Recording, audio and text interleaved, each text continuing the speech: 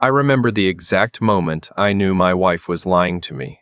Not the suspicion, I'd had that for months, but the knowing. It was a Tuesday in February, around 6:30 in the evening. I came home from a 12-hour shift at the power substation, boots still muddy, hands smelling like copper wire and grease, and she was sitting at the kitchen table with her laptop open and her phone face down. The second she heard the door, she closed the laptop. Not minimized, closed, and she smiled at me like everything was fine. That smile. I'd seen it before on other people. It's the smile of someone who has already made a decision about you and is just waiting for the right time to tell you. My name is Marcus. I'm an electrical engineer, 41 years old, and for 11 years I was married to a woman named Amanda. We met in our late 20s at a mutual friend's cookout in Charlotte. She laughed at something I said, and I thought, that's it, that's the one. We got married 2 years later in a small ceremony at a state park. We had a son, Owen, who was 9 when all of this happened, and a daughter, Lily, who was 6. I worked for a regional utility company managing infrastructure upgrades. Amanda worked in commercial real estate, coordinating contracts, managing client relationships, reporting to a man named Brett, who ran the Southeast division of the firm. Brett, I'll get to him. For the first 8 years, we were good. Not perfect, no marriages, but good. Then Amanda got a promotion that moved her under Brett's direct supervision, and something shifted. At first, I thought it was just the stress of a new role. She worked later. She dressed differently. She started talking about Brett the way people talk about someone they're trying to impress. Brett said this. Brett thinks that Brett has a philosophy about commercial development that's really changed how I look at things. I'm a patient man by nature. You have to be in my line of work. A rushed decision on a live circuit can kill you. So I watched. I gave her the benefit of the doubt. I told myself I was being insecure, that she had a right to admire her boss, that professional enthusiasm wasn't a crime. Then I found the hotel receipt. It was folded into the inside pocket of a blazer she'd asked me to drop at the dry cleaner. I only found it because I checked the pockets the way you're supposed to before handing clothes over. The Marriott on Tryon Street. One night, 11 months ago, 2 guests. I stood in the kitchen for a long time holding that receipt. Owen was at soccer practice. Lily was watching something on her tablet in the other room. The house smelled like the pasta Amanda had made for dinner. Everything looked exactly the same as it always had, and yet the floor had disappeared from under me. I put the receipt in my wallet and didn't say a word. Here's what I've learned about being betrayed. The first instinct is to confront, to throw the receipt on the table and demand an answer. But I'd seen what that looked like in other people's lives. The screaming, the denials, the suddenly missing evidence, the lawyers who got called before you even knew what assets needed protecting. I work with systems, power grids. The whole job is about understanding a network before you intervene. Because if you pull the wrong wire first, you lose everything. So instead of confronting Amanda, I started paying attention. Over the next 6 weeks, I documented everything. I noted when she stayed late, who she said she was with, what the credit card statements actually showed. I started keeping a personal account at a separate bank. Nothing dramatic, just a portion of my direct deposit redirected, completely legal, something my financial advisor later confirmed was a smart move given the circumstances. I photographed the hotel receipt. I went back through 2 years of statements and found 4 other hotel charges. 2 of them on nights Amanda had told me she was at a work conference in Atlanta. I also had a conversation with my friend Joel, who worked in HR at a mid-sized firm and knew Amanda's company through professional circles. I didn't tell him what I suspected. I just asked, casually, what kind of policies commercial real estate firms typically had about managers and direct reports being in a relationship. He told me most firms had strict ethics clauses. Conduct between a supervisor and a subordinate, if undisclosed, could result in termination for both parties. He said Brett's firm in particular had gone through a harassment lawsuit 3 years prior and had significantly tightened their internal policies as a result. I filed that information away. In March, Amanda told me she needed to fly to Nashville for a 4-day client summit. She showed me the itinerary, printed on firm letterhead. Owen and Lily would stay with her mother while I worked. Everything sounded reasonable. I kissed her goodbye at the door on a Thursday morning and watched her drive away. Then I called the hotel where the summit was supposedly being held. The conference existed. Amanda's name was not on the guest list. I sat in my truck in the driveway for 10 minutes. Then I drove to work, did my job, picked up my kids from their grandmother's on Sunday, made them grilled cheese for dinner, helped Lily with her spelling homework, and did not say a single word to Amanda when she came home that evening, glowing and relaxed from what I now knew had been a 4-day trip with Brett. She hugged me at the door. She smelled like someone else's soap. That was the night I called my lawyer. Her name was Carol, a family law attorney who had been recommended to me by a coworker who'd been through a difficult divorce 2 years earlier. I told Carol everything. She listened without interrupting, and when I was done, she said, quietly, that I had done almost everything right. She told me to keep documenting. She told me not to move money in any way that could look retaliatory, and to make sure the separate account I'd started was properly documented as a precautionary measure, not a concealment. She told me to be patient. I asked her how patient. She said, long enough for the other side to make their mistakes. They didn't make me wait long. In April, Owen came home from a Saturday playdate and mentioned, offhand, that Mommy's friend Brett had stopped by the house while I was out getting groceries. I asked Owen what Brett looked like. Owen described him: tall, dark hair, wore a watch that had a blue face. I asked if Brett had come inside. Owen said yes, and that Mommy had shown him the guest room. The guest room? I kept my expression neutral. I told Owen that was interesting, then put on a movie for him and Lily, and went to sit in the garage by myself for a while. That night, after the kids were asleep, I walked through the guest room. Nothing was obviously different, but the closet, which we used mainly for extra linens and a box of Owen's old kindergarten art projects, had been partially cleared out. About a foot of hanging space, empty. A small section of the top shelf, cleared. I took photos on my phone, including the timestamps. Then I went to bed. Amanda was already asleep, or pretending to be. 2 weeks later, I came home on a Wednesday to find Amanda in the driveway with her sister, loading bags into her sister's SUV. Not her bags. My bags. A duffel I recognized, a box of my things from the home office, my spare work boots, my father's old toolbox, a framed photo of me and Owen at his first Little League game. Amanda turned when she heard my truck. Her chin was up. Her sister looked away. I'm having the locks changed tomorrow, she said. Brett is going to be staying here while he finds a more permanent place. This is still my house too, and I have a right to have guests. You can stay at a hotel until we figure out the legal situation. But I think we both know this marriage is over, and the sooner you accept that, the easier this will be. I looked at the box with the photo of me and my son in it. I asked her, very calmly, where Owen and Lily were. At Mom's, she said. They'll be there until things settle down. I nodded. I picked up the box. I put it back inside the house. I told her just as calmly that she should speak to a lawyer before she changed any locks. Because the house was jointly owned and any unilateral action would be documented. I told her that I was not going to a hotel.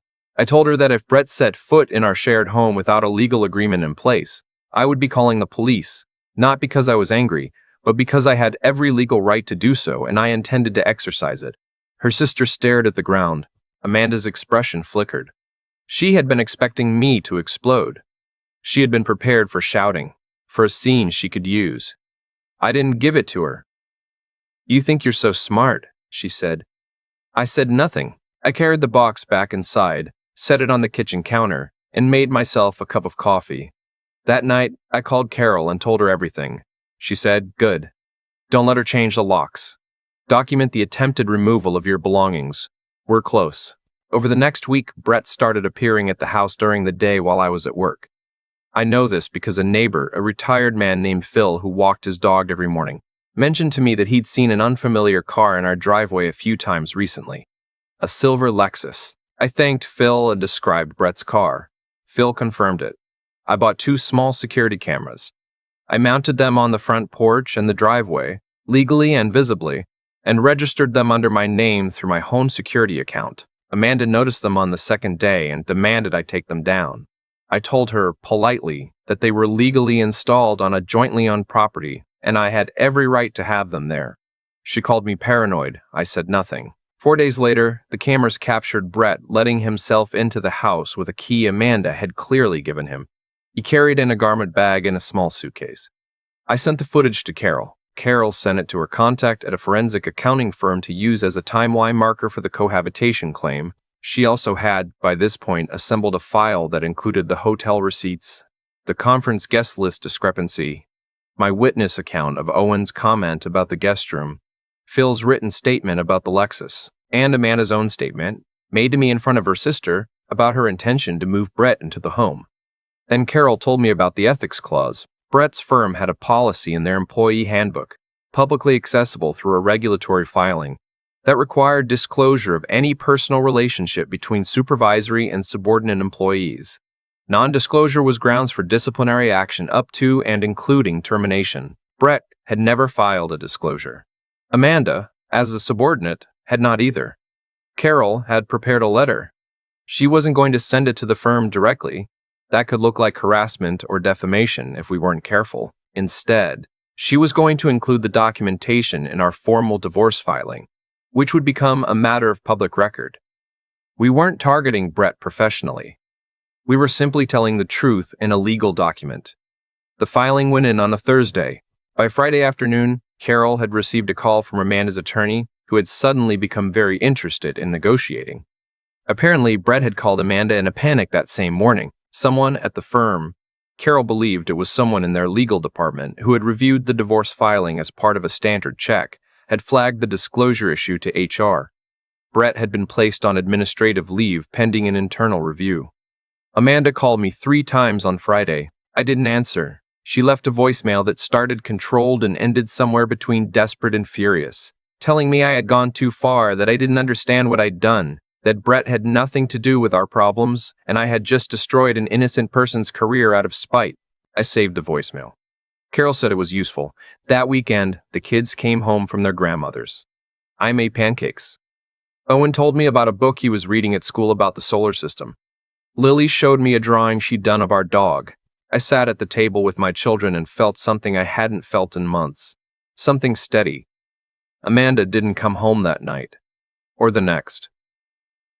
In the following weeks, the picture became clearer. Brett, facing the internal review, had apparently made the calculation that distancing himself from Amanda was in his professional interest. He stopped returning her calls. He retained his own attorney. The administrative leave extended. The firm's internal investigators found evidence that Brett had used a company credit card to pay for at least 2 of the hotels, a fact that had nothing to do with our divorce and everything to do with his employment situation. Amanda, who had spent 4 months operating from a position of total confidence, suddenly had no ally, no plan, and a lawyer who was telling her that the financial and custody position she'd assumed was unassailable had developed significant cracks. The custody evaluation went in my favor. I had been the primary caretaker for school logistics, pickups, doctor appointments, school events, and I had records to prove it.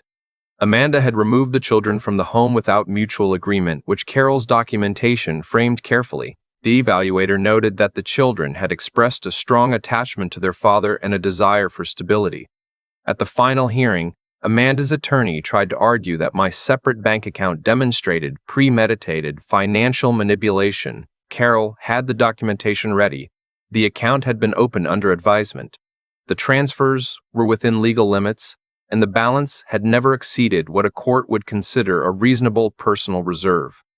The judge reviewed the records and moved on. The division of assets was fair by legal standards. The house was sold. The proceeds were split. The retirement accounts were divided according to duration of marriage. Amanda received her portion, and I received mine. But what I remember most from that hearing isn't any of the financial figures. It's the moment the judge looked up from the custody agreement and asked Owen and Lily's guardian ad litem to confirm the children's preferences. The guardian said that both children, in age-appropriate terms, had expressed a clear desire to live primarily with their father. Amanda looked at the table. Her attorney looked at the table. I kept my face still. But under that table, I pressed my foot flat against the floor just to feel something solid. Primary custody went to me. Amanda received visitation on alternating weekends and 1 evening per week, with the agreement subject to review in 2 years.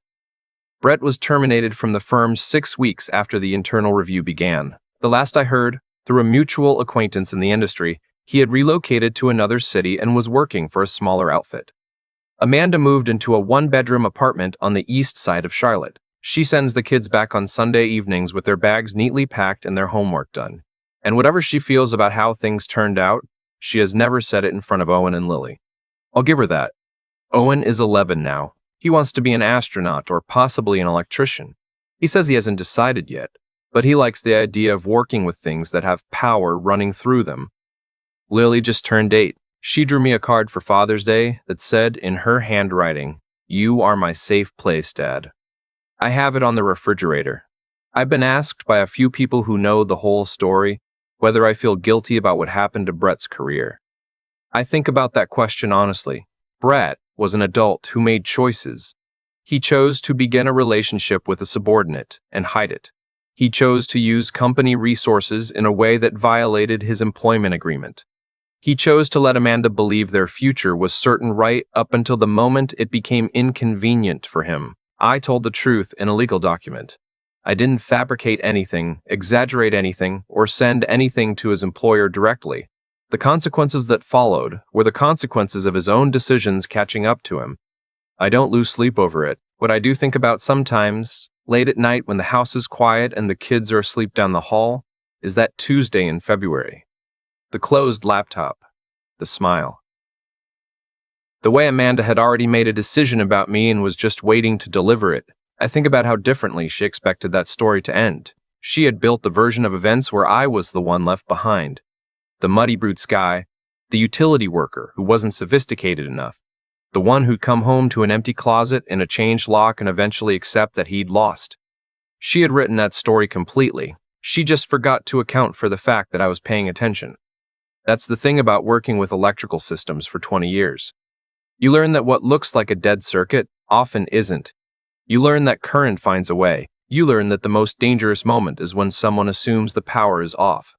I never stopped paying attention, and I never once told her I hadn't.